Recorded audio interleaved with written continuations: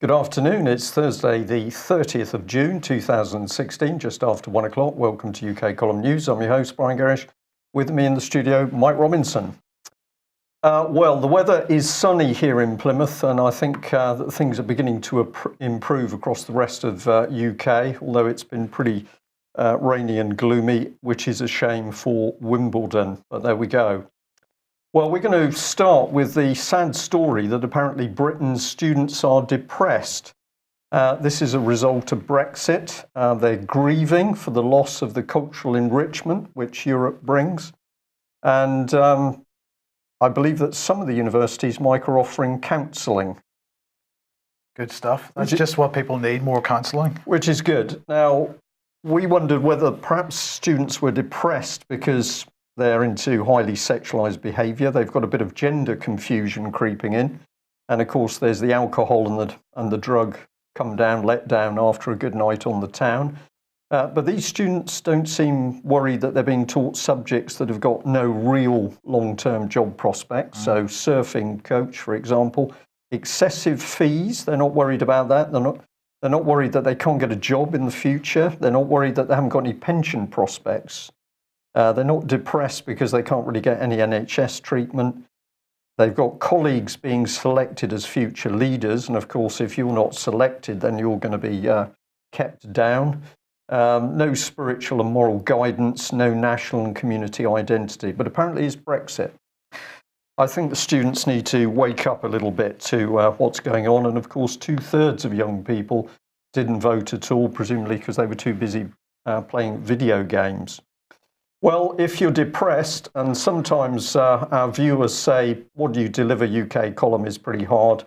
Well, we have this for you today, which is an exclusive. Here we go. The UK column exclusive is that we have identified the post-Brexit border controls, and these are going to be based on what's known as the high-tech EU gate system. So there is a picture of the gate system installed. Now, there has been some controversy because critics claim the system has weaknesses, but apparently Theresa May has stood by the gate and she claims it does act as an effective barrier. And we can confirm this because experts say that Theresa May stood in front of the gate. Right. So the gate is there. What's on either side of it, we're not too sure, but this is apparently how the EU gate system will work. Excellent. More serious things. The post-EU gate system, anyway. Yes, well, more serious things, perhaps not. This is the Financial Times telling us that city jobs market is facing prolonged slowdown after the Brexit vote. They're saying the city's hiring market is in for a prolonged slowdown as uncertainty triggered by the Brexit vote compounds already difficult conditions for financial services. They quote Dee Simons, a managing director at Russell Reynolds, who says it's been a tough hiring environment anyway, and it just got tougher. We're in June, so the next 2 months over the summer would typically be quiet for city hiring, Brexit or no Brexit. He said right now executives are mainly hunkering down and getting on with their day jobs rather than hiring. Well, my comment on this, Brian, is this is pretty good news because perhaps some of these people with their PhDs from Oxbridge will go and do something more productive instead. We would hope so. Yes. But of course, the big news of the day is that we were completely wrong about this and Boris is not standing, honest gov. So Boris isn't standing, but let's just remember that, of course, only a couple of weeks ago, Michael Gove said he wasn't standing either. So we don't really know whether Boris is going to stand or not. At the moment, he's saying not, but that could, I mean... Well, I still say, Mike, that the dangerous person is Theresa May. So there's manoeuvring around Theresa May. And of course, at the moment, she comes out as the squeaky clean. And of course, it's a lady, so we can all trust her. Yes, well, a couple of hours before Boris made his announcement, Michael Fabricant said that he was transferring his support to Michael Gove. And as you can see from this picture, this is Boris Johnson looking in the mirror, so he would know, I guess, before the official announcement. It's pretty bad. Yes. So there you go. That's the Tory party leadership election in a nutshell. The lineup at the moment. Well, I wanted to bring home to people Oliver Letwin, because it's becoming very clear that a lot of people have no idea of the power of this man. This is the man running the British government. NM Rothschild man, of course. He's totally in control of the cabinet. He's in control of Tory policy. He's in control of David Cameron. This man is running the country. And I just thought I'd bring up the text from this Spectator article. So this was the government's own comment.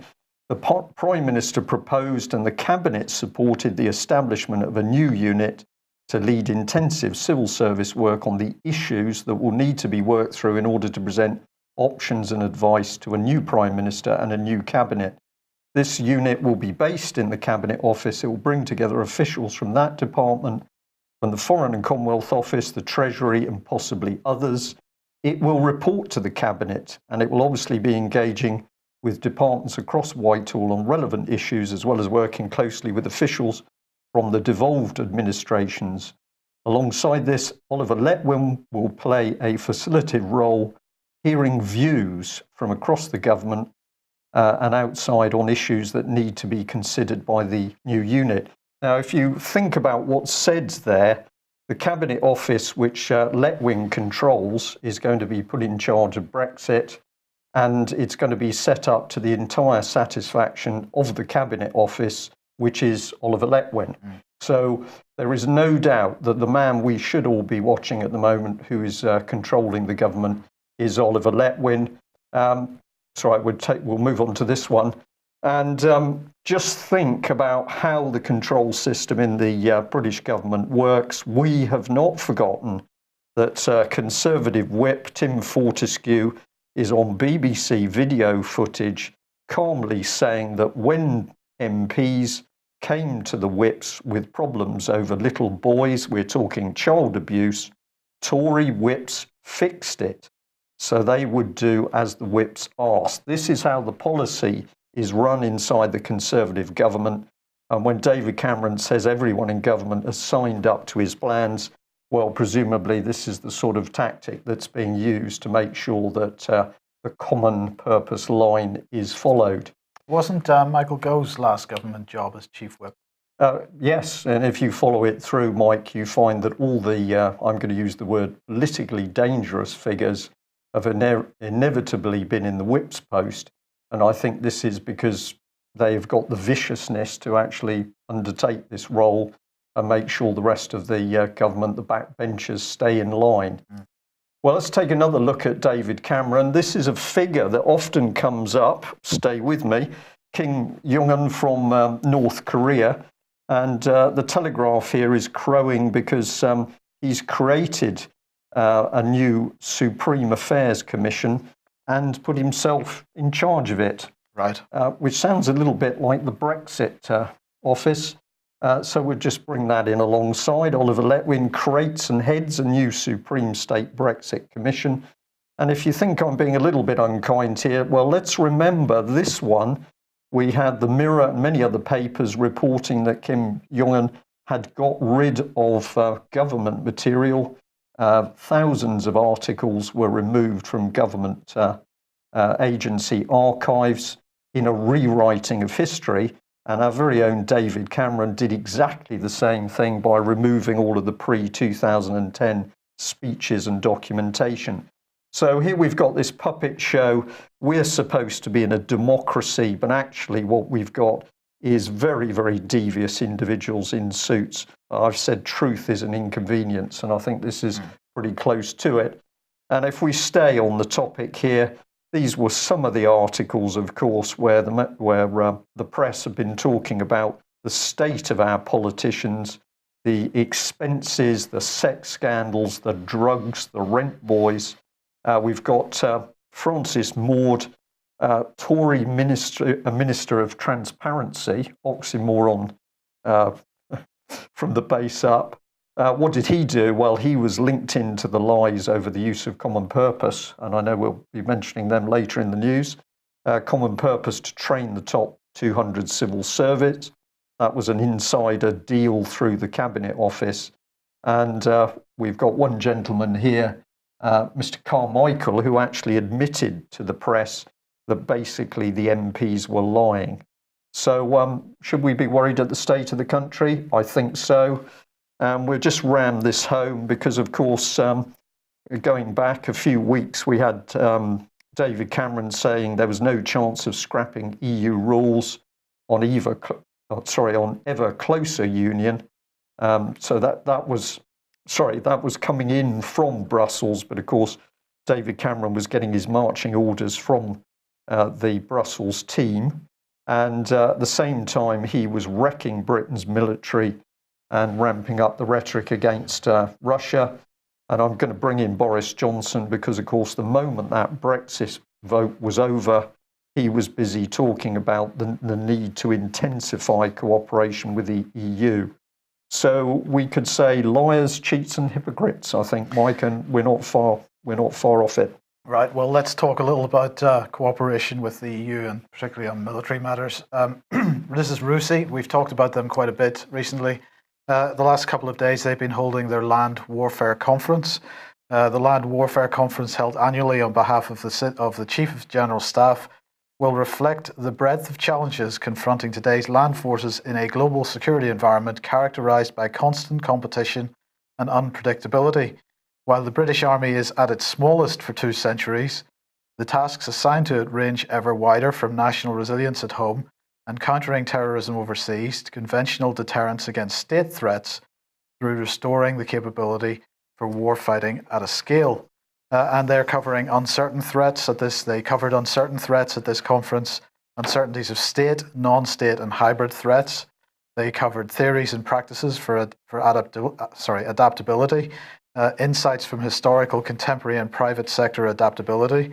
They covered partnering for adaptability at home and internationally, whether military, cross-government, industry, or civil society. They covered confronting the challenge perspectives from the generation that matters, apparently, and they also covered the Chief of General Staff keynote, which was about force development and adaptability. Now, Michael Fallon was speaking at this conference, and I just thought we'd pick out a few little quotes from his speech. So here we go. First, it should be an integrated army. I don't mean an army that's better integrated with the Royal Navy and Royal Air Force. They're already doing it. I mean an army that is integrated with the whole of government. That's quite a statement, Mark. Right? That's quite a statement. What do you take out of that statement, Brian? Well, the army is going to be politicised down to the lowest level of operations. So you're not going to have professional military whose job is to defend the country. You're going to have senior military personnel who will be part of the government machinery. Right. That's how I read it, anyway. Okay, so let's go on. He said tomorrow's army is going to be working more closely than ever with the intelligence agencies, with the police and the Home Office to deter and respond to threats. What do you think about that one? Well, now we see how the military is to be engaged, which is that we're now talking about paramilitary police, or we can't really tell who's going to be brought on our streets. Right. And he went on to say, Army 2025, this is the new catch buzz phrase, Army 2025 will be international by design. He said that in other places as well. He said, make no mistake, regardless of the result of the referendum, we will remain a major international power with global responsibilities. He said, and this year we're not just looking back to the Anglo-French efforts on the Somme. This is really hypocritical, but anyway, we'll not say any more about that. But looking forward to the successful testing of our combined joint expeditionary force. And beyond that, I want Army 2025 to be the partner of choice for smaller nations. Well, you're laughing. Well, I'm laughing because it's so obvious. What is going on here is you're effectively going to use the British Army, the British military, to get into the training role to overseas states. And then you're going to use their military capability to take the bloodshed at the front end. So this is very, very nasty, cynical use of British military, where we use the British military to help get other people to do the dirty work. Yeah. Right. Well, now yesterday, Brian, you focused on the Franco-British Council and the dirty deal behind closed doors that brought us into this defence pact with the French and the blossoming EU military structures. I just thought I'd show the Franco-British Council website. Here we are, over 40 years of promoting Franco-British dialogue. Well, they actually have a special site called the Franco-British Council Defence website, which just focuses on defence matters. And as you can see, the latest news, which is a couple of months old now, is discussing the UK-France Summit 2016. So this is really the latest moves following the stuff that you were discussing on yesterday's programme. And David Cameron was there, of course. This is a couple of months old, but we didn't cover it at the time, and I thought it fits in with what we're discussing today. We have, so as I say, a separate Defence Matters website, and this was held at Amiens, this conference. David Cameron was there, as I say, a determined contribution to peace, stability and security through a comprehensive defence cooperation. They were talking about validating the concept of the combined joint expeditionary force. Now, of course, this is the main outcome so far of the defence pact between Britain and France, and fits into the overall EU military integration situation, or the scene as we see it at the moment. They're talking about deepening cooperation on armaments, continuing cooperation on nuclear deterrence, establishing a joint working group on innovation, carrying out firm, determined action against Daesh in Syria and Iraq together, and liaising closely ahead of the NATO summit in July 2016. And then they go on to say, building upon the successful common security and defence policy operations and supporting the development of European Union strategy of foreign and security policy. So that's, once again, putting their weight behind the stuff that we were discussing with Alex Thompson on the programme yesterday. But what was also interesting about this UK-France summit was that while 80 or 90% of it was on defence matters, they also discussed France and the United Kingdom launching a high-level, quote, young leaders exchange programme to encourage the organisation of conferences of the cross-border cooperation sector, meeting alternately in France and the United Kingdom on all subjects related to our neighbourhood, which is migration, health, tourism and employment. So they're actually really wanting to merge us into one country, it seems. And this is being done by the actions of a charity, Mike, Franco-British Council charity. Yeah.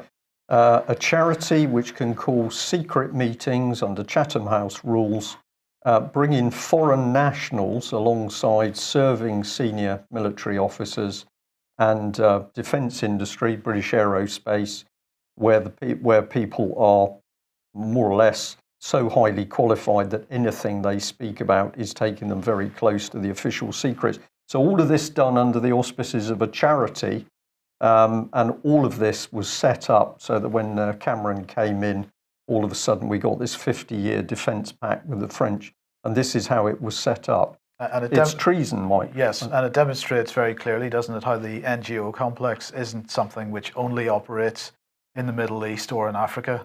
It's absolutely at work in Britain and the United States and in Europe. And we're now seeing a move towards the colour revolution in UK, in that we see these same agencies that have caused the chaos and the violence and the civil wars overseas. Those same agencies are now starting to flex their muscles in UK. Yeah. Dangerous times. Yes. Now, just before we move on for this, David Cameron was speaking at that conference, and I just wanted to highlight this short quote from his speech. Turning to our bilateral defence cooperation, today we've agreed to jointly invest £1.5 billion to develop the next generation of a combat air system.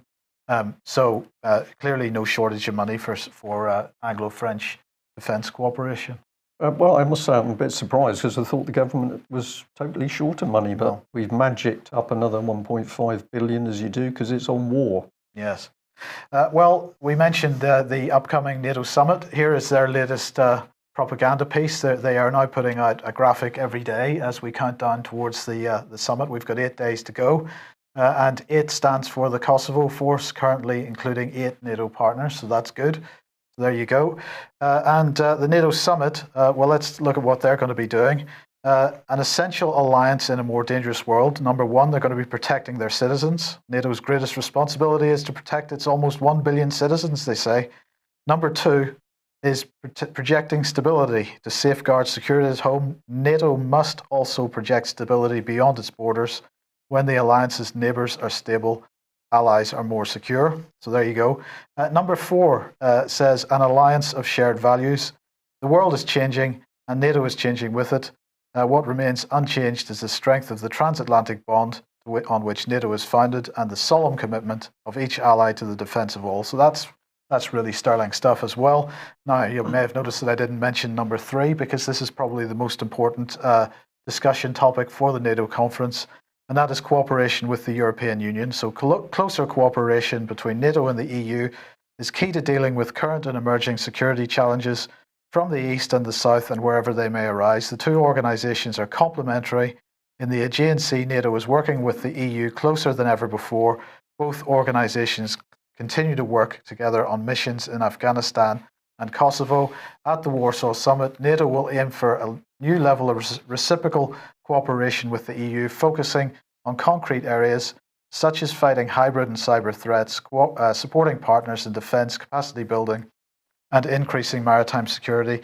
And Brian, what I'm going to say to you is, for all the deniers that there is EU military integration, that there is any such thing as EU military integration or an EU military, this statement from NATO makes it clear that they certainly believe there is an EU structure with regard to military, because many EU nations are already members of NATO, but they're describing the EU as if it is a new member state, a member bloc. This comes down to who's got the real power base, and of course we're not talking about governments, we're talking about massive financial power here. City of London, I think we're going to start talking about what the City of London is more and more. NATO is a construct, Cold War was a construct, NATO's a construct, now we're drifting across to the next construct. And of course the formation of the EU military and the EU superstate is simply one part of the objective of the Trilateral Commission, and we're seeing the formation of the European power bloc to form one of 3 with the Americas and Asia, Japan. So, I mean, this is high-level geopolitics that we're now starting to see very clearly because they're putting big pieces of the jigsaw together. Indeed. Yeah. Indeed. Now, change. We hear about change all the time. Change agents. Everybody's talking about change, and I suppose the phrase which is most associated, at least as far as we're concerned, with change is common purpose. And here we have common purpose. I wanted to highlight this section of the Common Purpose website, the massive online innovation community, a virtual space for common purpose participants and alumni to connect globally and turn ideas into impact. As the world's challenges increase in complexity, so does the rate of change and innovation. It is not enough to learn a new skill and not build it, establish relationships and not deepen them, or be inspired and not tap into its source. So the MOIC is an online platform that enables our participants and alumni to extend their common purpose experience and continue to build skills, ideas and relationships outside of their programs. So this is the secret network. This is the front end of it anyway. If you've got to log into this, you get access to the secret network of... Well, and I'll say, Mike, that of course when a common purpose graduate was kind enough to expose the network going back about 8 years ago, and that list of thousands and thousands of graduates was put up on the internet, that's when people really started to pay attention to what this organisation was. And of course, what are they doing? The same thing again, a secretive organisation with their selected world leaders who can network behind the scenes. That's why I made the comment with the depression for the students, because if you're a student and you go to university and you work really hard, and you're not selected by common purpose, you're not going to go anywhere in the new world political machinery. So I still regard this organisation as immensely sinister. And of course, it was built with banking money, boasting of some of the banks that then probably went bust, like Lehman Brothers. Deutsche Bank put in a huge amount of money. Deutsche Bank in trouble at the moment. But they just continue. What are the qualifications of Julia Middleton to train world leaders? What are her qualifications? Somebody in the chat box is saying the new Masons, and it seems to me that the Masonic movement, if it can be said to have any influence on society anymore at all, they're still living in the 19th century. They haven't brought themselves up to date. Common Purpose has taken technology. They've taken the Masonic model and they have absolutely turned it into a technological platform, which makes it orders of magnitude more powerful. Yeah. Well, this is true, and there are, as we've indicated before, there are some very, very interesting debates going on, and people within the Masonic movement who are themselves questioning what Common Purpose is about. So I suppose if we look on the bright side, Mike, people are starting to wake up. I think we need a warning for this one. Yeah, we do warn anybody with a weak disposition. Yes, indeed. Now, this is a quote from Julia Middleton, the head of Common Purpose. Negotiate the complexities. Clearly, she wasn't quite able to negotiate the complexities of a jacket that didn't have holes in the sleeves. But anyway, we'll move on for that. But I just wanted to highlight this point from Ms. Middleton. Negotiate the complexities, because we're going to look at some serious Common Purpose complexity in a moment.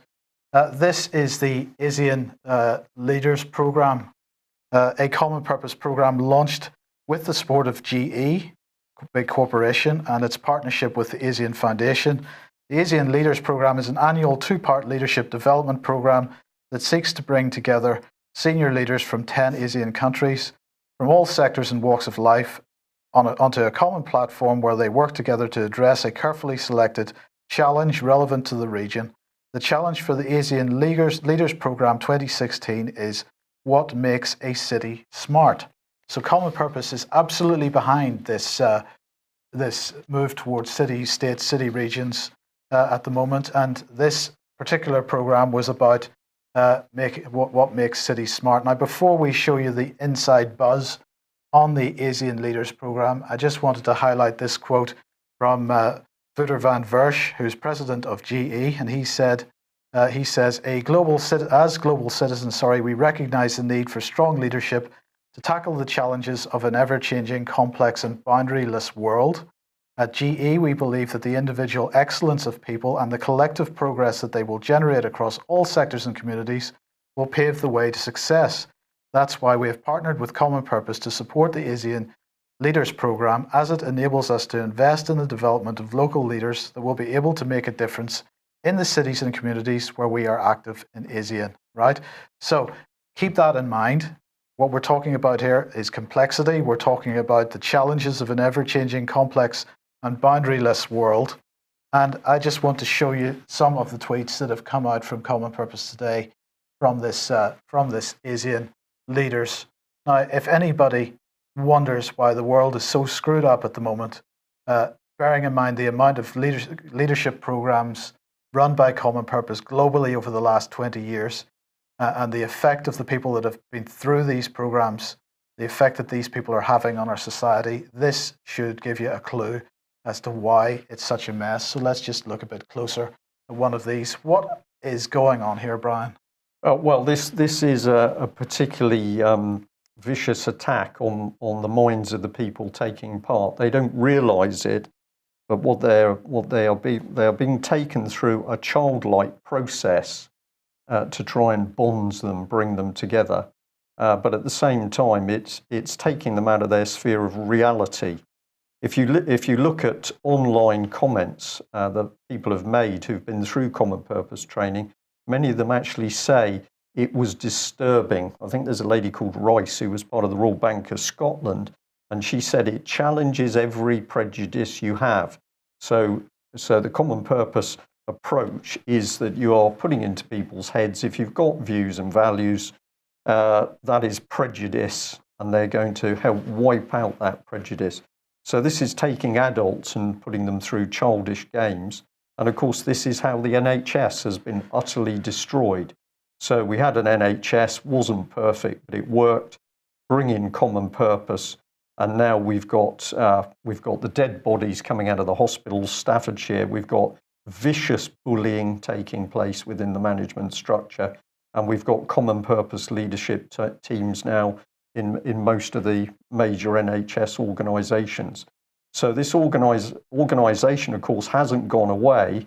It's actually It's actually quietened down in UK because you don't hear a lot about it operating in UK, but now it's got millions of pounds or euros probably in order to start this process for the worldwide network.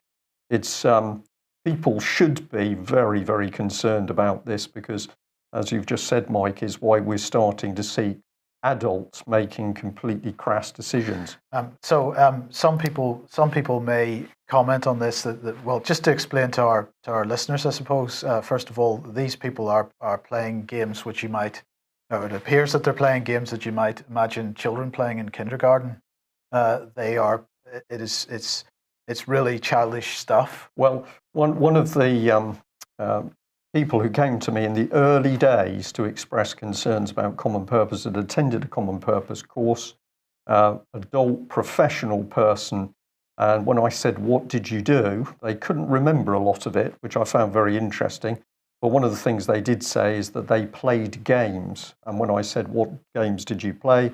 They talked about having to write their name, company, position on a paper plate and put those paper plates on a table so that they were in the right position compared to other people. So you work in a local company. Where does your plate go in relation to somebody who's the chief executive of the local council? But that person later threatened, bullied, intimidated. And then they said the really scary thing is when they went to do something about that bullying and harassment, every person they went to for help, they discovered was a common purpose graduate and they didn't get the proper help. So a sinister organization with a deeply political agenda. And what are they trying to do? Create these global leaders. Well, we've seen bizarre behavior in many areas of the public sector. Let's bring in the police. And this is an extraordinary article here in the Daily Mail, where an assistant chief constable allegedly exposed her breasts at a high-level police meeting. She's been home on leave and has earned about £14,000 doing nothing at home. She earns a huge amount of money. I think it's about £90,000 a year anyway. So this is the lady. It's an allegation because at the moment the police haven't managed to have any proper investigation. But Manchester Hilton, pictured, was where they had this high-level three-day senior women in police conference. This was another lady involved, probably innocent, judging by what the paper's report says, but she'd put out a tweet. So we've got a Superintendent Jackson who's centre of that tweet photo. How much would the Hilton cost for a 3-day event, Mike? Interesting, isn't it? So this was part of the report. So Sutcliffe, top of those pictures, here we are, earns around 109,000 a year plus benefits, provision of a car, business mileage, Chief Police Officers Staff Association insurance, 300 senior police women, including MI5 Chief Baroness Eliza Manningham-Buller, were at the event where Sutcliffe is alleged to have bared her breasts. So she's been at home. The public's paid her another £14,000 in that time. Well, I thought it was very interesting that this woman attended because, of course, if we remember her from MI5, she's the woman who refused to get in front of a joint committee on human rights, which wanted to ask her some pretty deep questions about torturing people. So she didn't want to answer those questions. She ran away. But this is the sort of woman that is brought in to brief senior police officers who I would imagine have got drunk and then started to take their clothes off. Were they common purpose trained? Well, the probability is quite high because the police has spent hundreds of thousands of pounds. So we got some key questions because the Daily Mail article was really, well, it was disgraceful. None of these questions were asked. How much did the event cost? What was discussed? What benefits did the public get? Why was a woman who condones torture present? And there's still no investigation. There's still no follow-up of disciplinary action. We don't know who was responsible. None of this covered by the Daily Mail. So who was the reporter? Well, we're getting very keen on this. If you see these articles, we like to go and have a look. So here's Jake Polden's Twitter page. He's very big on foreign holidays and food. Let's bring him in so that we know who we're dealing with. So this is from an earlier article in the Mail. He's cooling off with a refreshing drink. And I'm going to say, is this young man capable of understanding, let alone investigating, the real implications of senior police officers exposing their breasts in public? I think we've really got to stick with this, because at the moment, the press and the media are making a mockery of the public, because there's no investigation, there's no proper comment. And I think it's up to the public to pick these organisations up. How do you do that? Over the internet, or of course stop buying the Daily Mail is the way to deal with the problem. Well, speaking of torture, this is Baroness Annaley of St John's. She works for the Foreign and Commonwealth Office.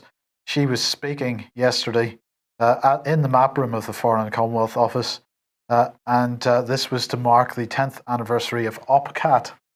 Come on to that in a second. She said the UK is determined to strengthen its voice in the international system on the important human rights priority of torture prevention.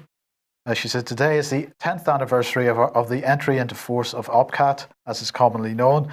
I believe in the words of Lord Acton, a reforming 19th century member of the House of Lords, who famously said that power tends to corrupt and absolute power corrupts absolutely. Torture thrives on secrecy and deniability, on lack of oversight. It thrives where prisoners are held alone, incommunicado, denied visits or representation. It thrives when convictions can be based on a forced confession alone without investigation of the injuries the accused has acquired in custody. This is where OPCAT comes in, she says, as a truly modern 21st century instrument which goes beyond a simple declaration that torture is wrong.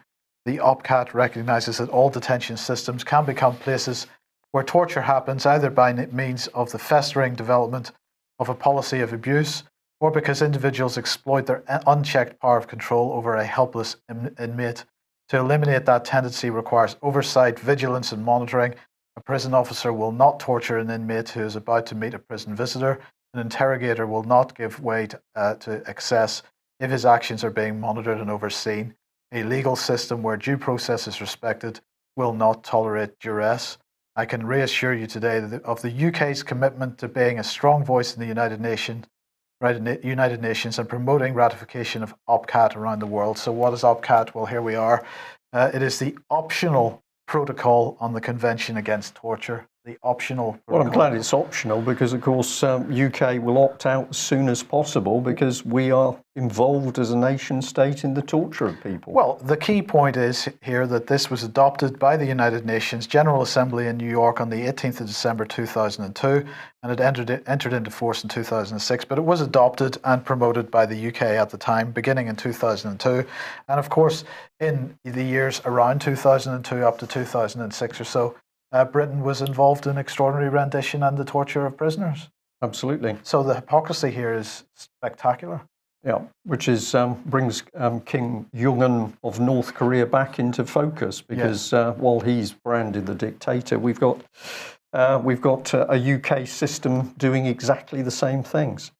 Well, we always like it when we get communication from viewers and listeners who are picking up on what we're talking about and want to get information out. We received this email this morning from a retired social worker.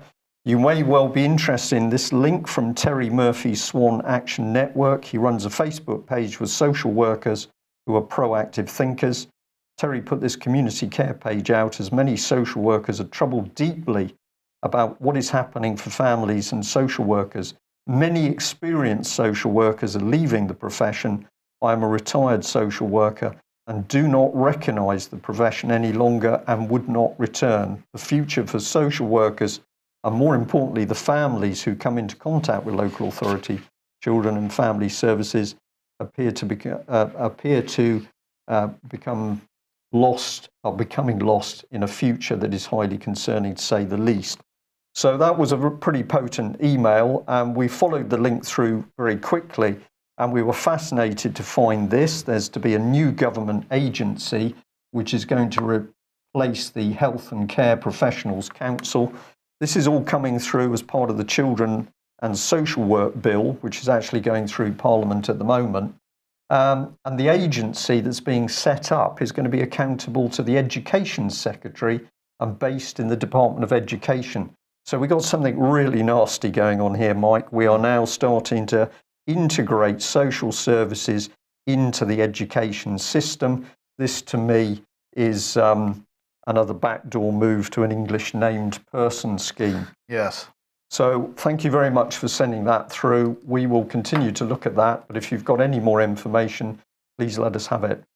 Now, just to finish off, I wanted to highlight the Cryptome website. Now, of course, this is a website which has had carried documents that have been whistleblown on or released through leaks for 20 years now. They are marking their 20-year anniversary this month.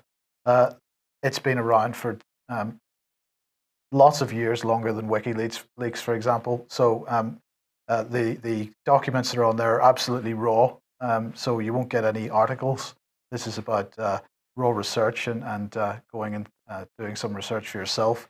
So I just wanted to highlight Cryptome and say well done for a great job over the last 20 years. Excellent. And of course, truth, evidence, exposure, key weapons to stopping what's going on. If you're all sat there thinking, what do we do to stop what's happening through Westminster?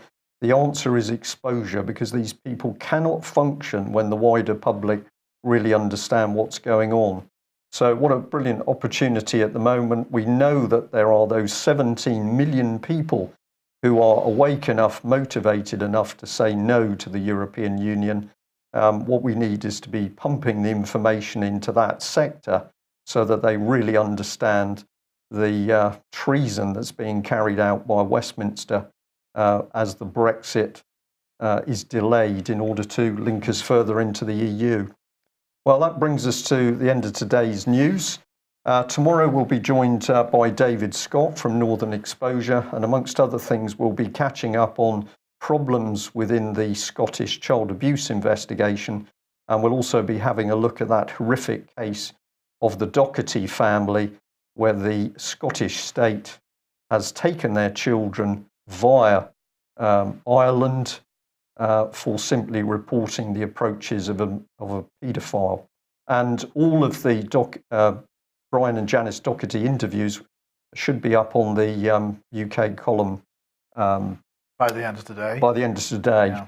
Okay, so if you haven't listened to any of the interviews which David Scott did, please listen to them, because we know from reactions that people are astonished, I think, is what they are hearing from this young couple. Thanks very much for joining us. We'll be back same time tomorrow. Bye-bye. Bye-bye.